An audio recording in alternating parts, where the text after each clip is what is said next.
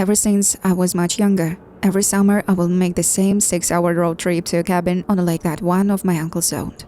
Summer during my childhood, it became tradition for basically everyone on my mom's side of the family to go up there as a sort of mini vacation together. It was fun.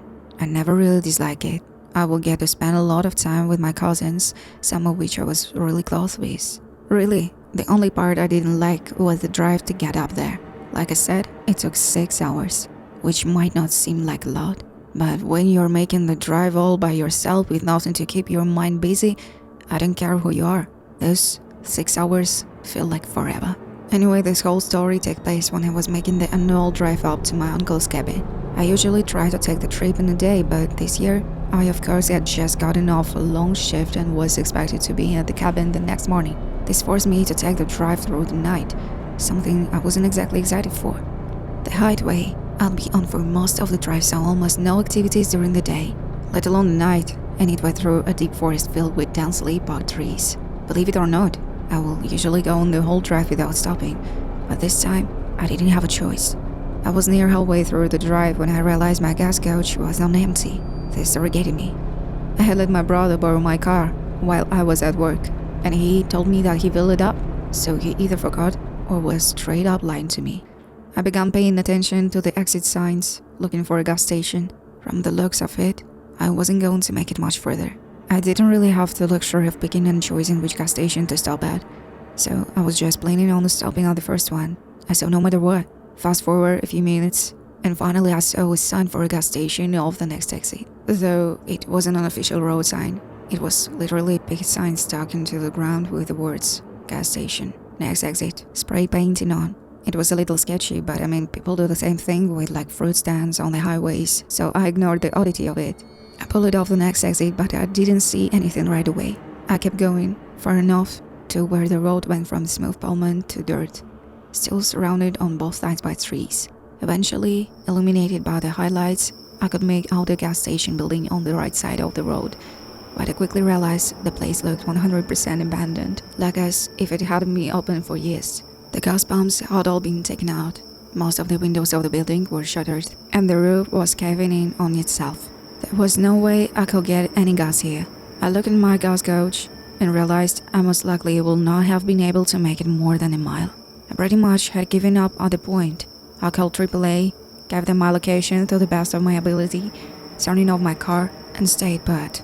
I wasn't expecting them to be quick. I mean, I was basically in the middle of nowhere.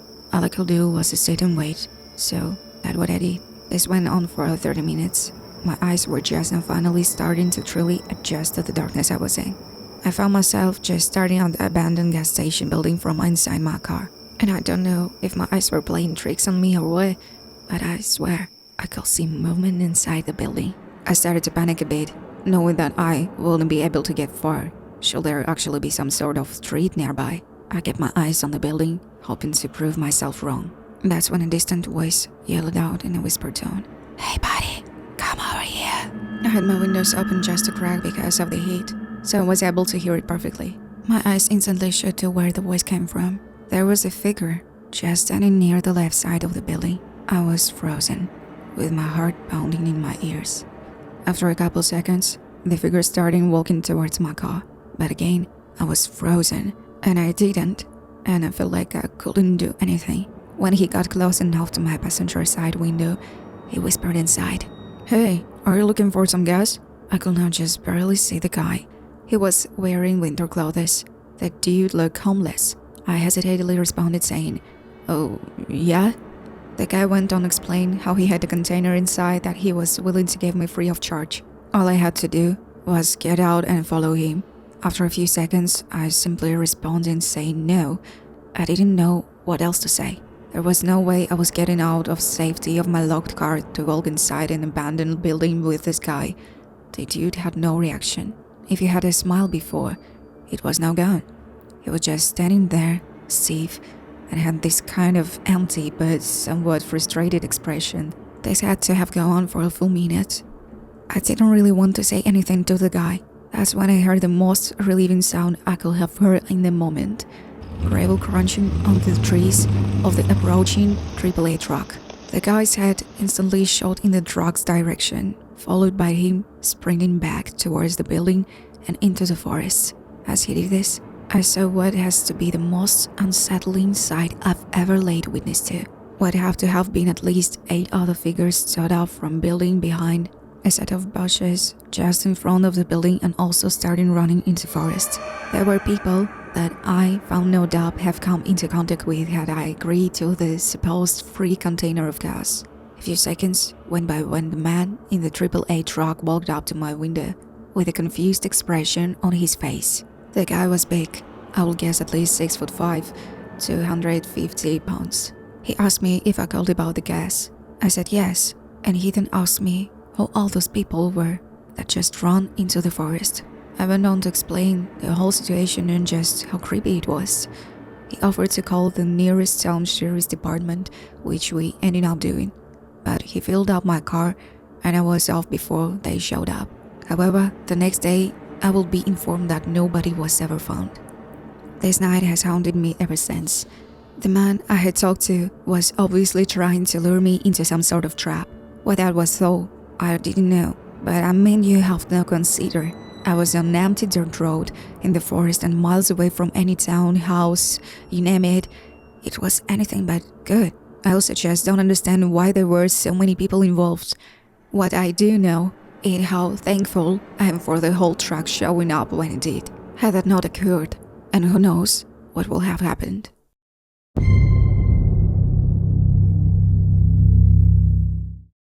This all took place a few years ago. It was sometime in July, and I had decided to go on an impromptu solo road trip for a day. I had a sightseeing, and there were a couple somewhat nearby places I still wanted to cross off my bucket list before I had to go back to college in August. The plan was to wake up early to start the road trip, then see a few different places during the day, and finally start the trip back home sometime around 9 p.m. or so. I figured this way I could maximize my time without having to pay for a hotel or anything. The trips, there was fine. It was the trip back that was a different story. I ended up leaving around 10 p.m. Apple Maps estimated it would take about 4.5 hours to get back home. I had done about half then where I was starting to get tired, like to the point where it was becoming dangerous to drive. I told myself the next rest stop I saw, I'd stop and take an hour nap before continuing. That way, I could still be at home at a somewhat decent time. So, I did just that. I saw a rest stop and pulled into the parking lot. The first thing I noticed was a lack of cars. The place was completely empty, and had it not been for some lights on, I would have thought the place was abandoned. I guess this made sense. I mean, it was really late. Anyway, I leaned back to my seat and set an alarm to go off in an hour. Fast forward to when it did go off, and I realized I would have to go inside, as I know how to use the bathroom. I started walking to the building.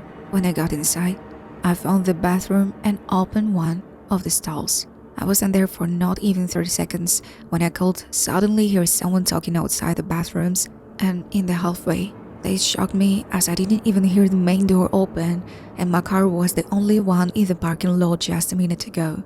I didn't see how anyone could have been in here. That's when the bathroom door opened.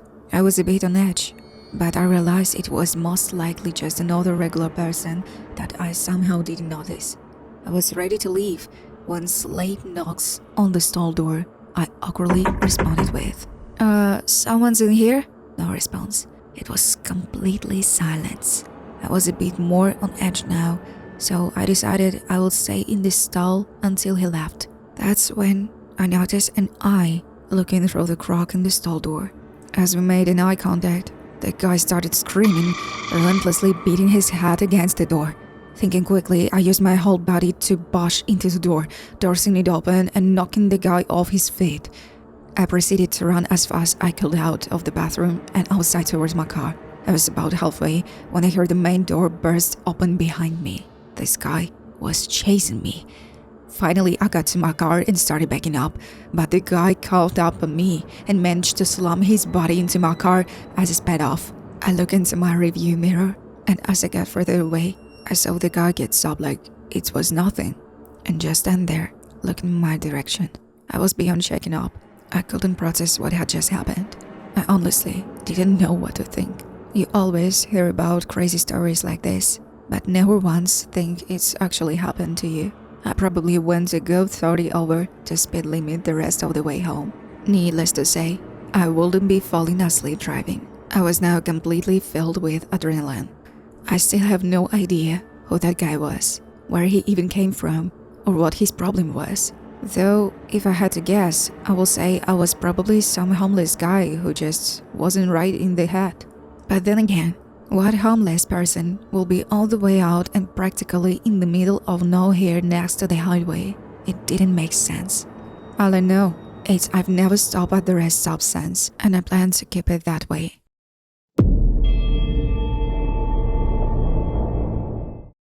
Every year around the holiday season, my extended family will get together and collectively chip in to rent out a nice house to spend the holiday together. There were actually a lot of us that found joining, and I was no exception. I always looked forward to it. This year, everyone decided to rent out a house in Arizona. I will be going straight from college, so I'll be driving alone. Typically, I'll opt to fly, but I wanted to have a car down there. It's renting them over long periods of time can get pretty expensive. The trip will be around 8 hours, with most of it being on a stretch of freeway in the middle of the desert. When I was about 5 hours in, it had gotten completely dark outside. Literally, all you could see was what was directly in front of your headlights. It was a bit eerie, yet relaxing at the same time. It's hard to explain. You just kind of have to do it yourself to understand what I'm talking about.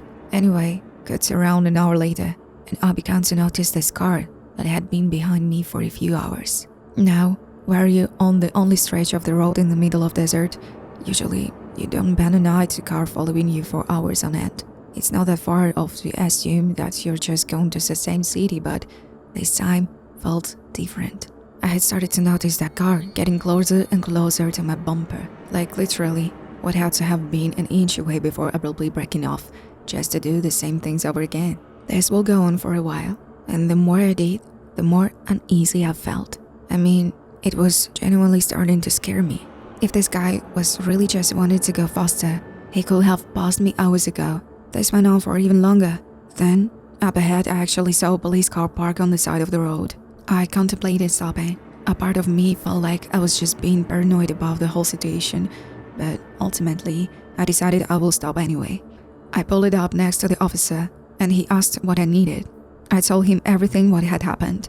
I also told him how I might have just been paranoid, but surprisingly, he took my claims very serious. He went on to explain how it's actually not uncommon for unsuspecting drivers to be targeted and have their cars stolen on these empty highways. He then offered to follow me as I guess a way to make me feel safer. I would of course accept his offer, so off we went. This went off for a few minutes, but for disturbingly, I could start to make out the car that had been following me, now up ahead in front of me and waiting on the side of the road. Right as it saw the police officer following me, it booked it in the other direction. Not long after, the police car went from following me to turning around and chasing the vehicle with its lights and siren on. I was once again alone. The police officer's suspicions were correct. Why else would the car have just been waiting for me? And a better question, why would it have run from the police? This whole thought still haunts me to this day. I still have no idea whether the car was caught or if it got away. I never got the cop's name, but whatever he was, I'm extremely grateful for him. I still think about what could have happened had I not stopped to talk to him.